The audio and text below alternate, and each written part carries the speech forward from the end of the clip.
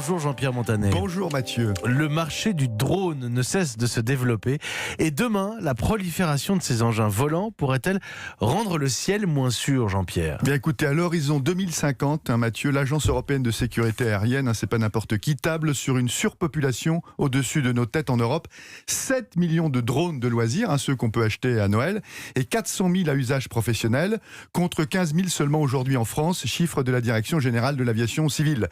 Dans les 30 ans qui viennent, le boom du commerce en ligne va doper les livraisons par drone, avec 100 000 engins dédiés au transport de pizzas et autres colis.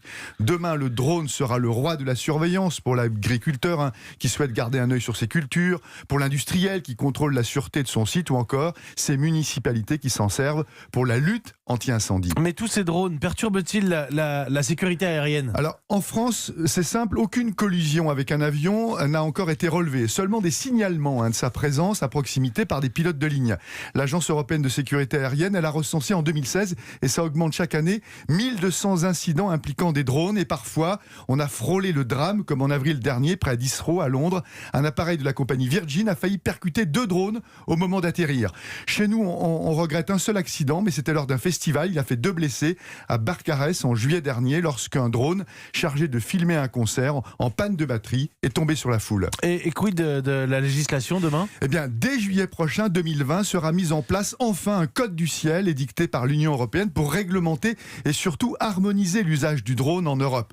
Tous les engins, si vous en avez un, Mathieu, devront être déclarés. Pas encore. En revanche, pas besoin de demander une autorisation si l'usager contrôle son drone à vue. L'altitude sera limitée à 120 mètres, c'est 150 mètres en France aujourd'hui, afin de ne pas croiser un avion.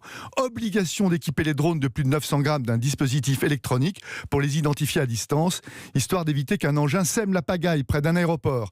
Cela n'empêchera ni les imbéciles de narguer les radars, ni les attaques délibérées de drones. Un expert dit que demain, il sera le missile du pauvre. Le bouclier anti-drone est l'un des prochains chantiers de nos militaires. Merci Jean-Pierre Montanet. En attendant demain, tous les matins sur Europe.